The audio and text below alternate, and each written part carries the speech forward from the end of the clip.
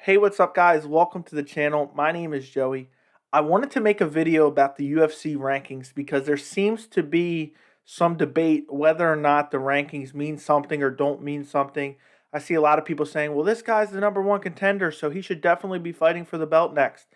And my opinion of the rankings is basically it's a good tool to use for reference, but to be honest, it can be manipulated in so many ways that it's basically meaningless when it comes to, actual merit of title shots and stuff like that. The UFC can manipulate in so many ways. Well, first off, I want to read to you what the UFC puts on their website in relation to their rankings. They say, how are the rankings determined? Rankings were generated by a voting panel made up of media members. The media members were asked to vote for who they feel are the top fighters in the UFC by weight class and pound for pound.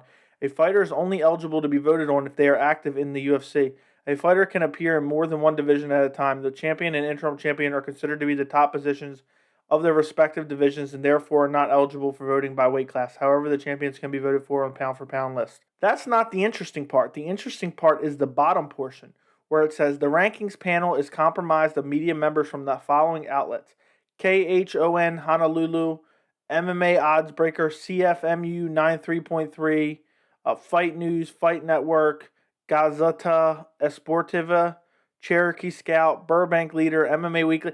Who are these people? These are just obscure MMA websites or maybe even radio stations, 93.3. I don't know if that's a radio station or not.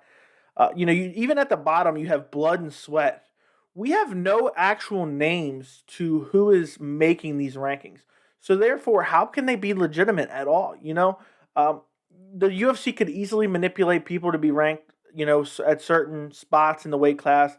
And just going through the rankings quickly, right before I did this video, I already spotted a couple, real big issues just with the current rankings. And again, I use the rankings myself for reference, just to kind of reference different fighters at different points. But as far as, a steadfast, hard rule on who should get what title shot and what, it just can't be used for that. So first off, Israel Adesanya is ranked number 4 pound for pound. Jan Blachowicz is ranked number 7 pound for pound. How does that make any sense at all? Then over at bantamweight, you have Pedro Munoz ranked at number 8. You have Cody Garbrandt ranked at number 5. I know he beat him a while ago, but Pedro Munoz arguably beat Frankie Edgar. I think Pedro Munoz should probably be ranked above Marlon Moraes. And again, this is a discussion to be had, but that's a glaring hole. Then also, I know a lot of people are going to love me for pointing this one out. Conor McGregor is ranked number 5 at lightweight. So what happened to that portion in the writing on the UFC's website where it says they must be active in that particular weight class? I mean, I know Conor fought Dustin, just in January, but before that, he hadn't fought since Khabib in 2018. So essentially, he went 3 years without fighting at lightweight. And before that, he even went, I think it was another 2 years. So he has 2 fights at lightweight since, I think end of 2016. So, and then on top of that, how is he even number 5 right now? I just don't get that. I know a lot of people are going to say, oh, well, Conor, is 2 weight division champion at one point in time. He deserves. No. And then on top of that, you have instances like the Leon Edwards versus Hamzat Chimaev scenario, where the UFC is threatening to pull guys' ranking spots if they don't accept a fight, which they did with Leon Edwards. Leon said he didn't want to fight Hamzat.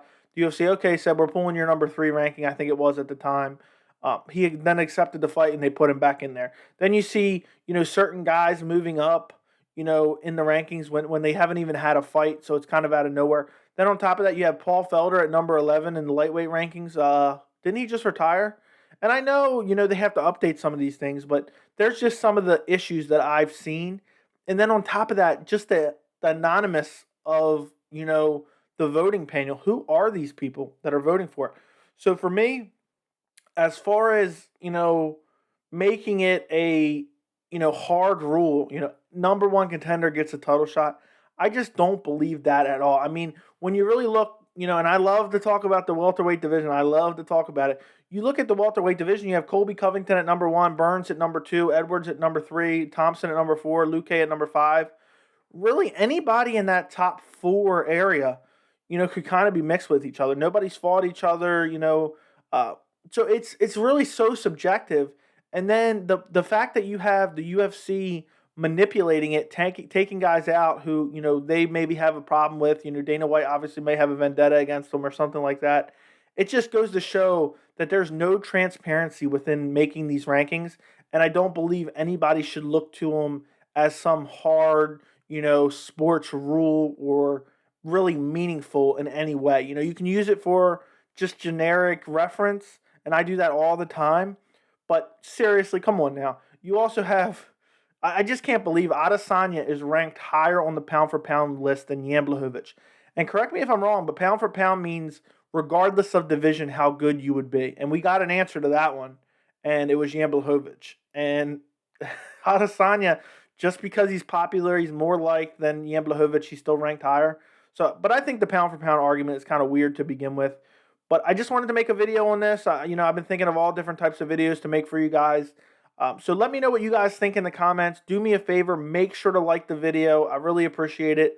Thank you so much for watching, and I'll see you in the next video.